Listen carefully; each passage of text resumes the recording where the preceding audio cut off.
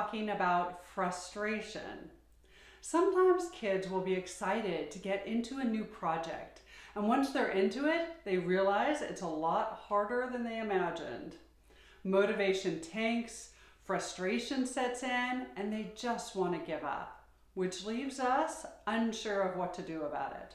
Do we let it go and encourage our child to move on to something else? Do we attempt to talk them into trying it again? Do we just take over the project to make sure it gets done? Here's an analogy. Imagine that you want to fix something around the house, but you have no clear path to how to do that, no plan. Additionally, you have no tools, no hammer, no screwdriver, no wrench. You poke at the problem for a bit, trying this or that. You stew over it, but you have no idea what to do. So pretty quickly, you give up and move on to easier endeavors. It's kind of the same thing with our kids when they're learning something new. Without an arsenal of tools and a path of clear, actionable goals, they may employ trial and error for a bit, but can quickly get overwhelmed and give up. Kids don't have a lot of life experience, and they may not be consciously paying attention to past reference points. Reference points are the times of success where your child can say, I tried blank and it was tricky, but I did blank and eventually I got it and I was successful. When we remember reference points, we give ourselves a boost in motivation and fortitude. Also, kids don't have complex mental frameworks like we do in our brains. They can't apply the useful skills that we have from one area to another area. It's no wonder they get frustrated so easily.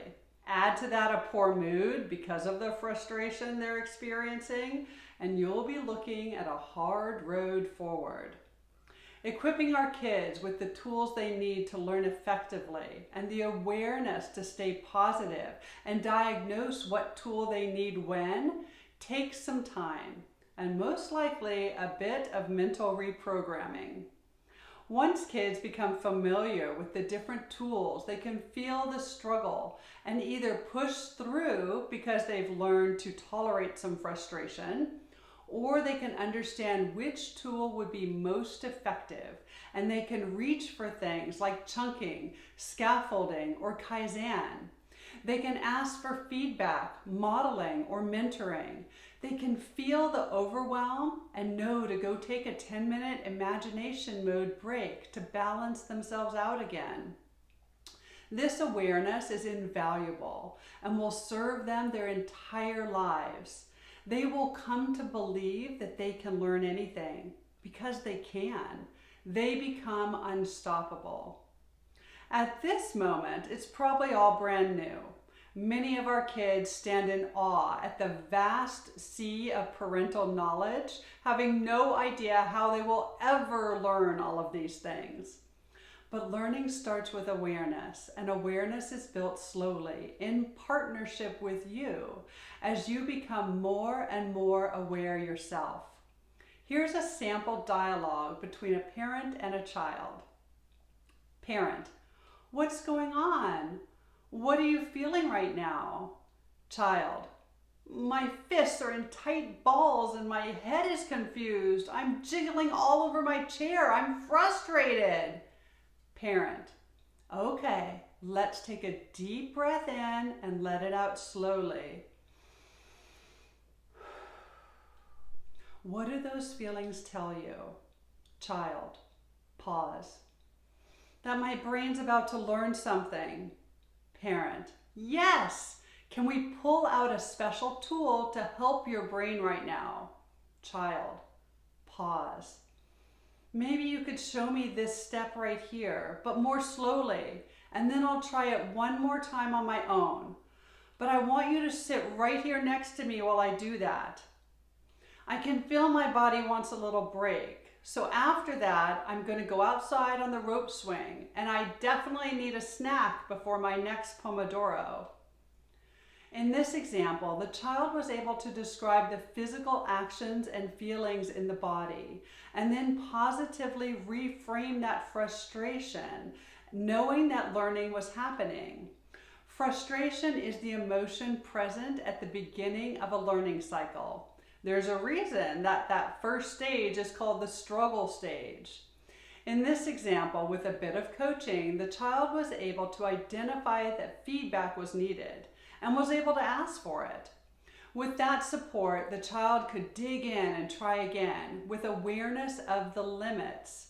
A mental break and a snack were needed to return that well-being, and the child took control and made sure those needs were going to be met. Kids can learn to understand what they're feeling and why they might be feeling it, building emotional intelligence alongside more traditional types of learning. Kids can learn to communicate clearly and articulate their needs rather than ignoring those needs and then leaning into explosive emotions. This is far different than how children are typically treated in public schools, where they're told when to sit, when to stand, when to eat, when to use the restroom, not to mention what to play, where to play, and whom to speak to throughout the day. Alternatively, we are handing over control and building autonomy of thought and will, and as a result, we build capacity and competence. As kids learn how to learn at Bold Schoolers, they will learn how to use many tools and strategies. You may be using these learning tools as well, practicing and articulating as you learn new things in your own life or as you assist your child. Take your time. I imagine Batman's tool belt and see all of the strategies and tools hanging down around your child's waist. But remember, superheroes aren't built in a day. Happy Bold Schooling.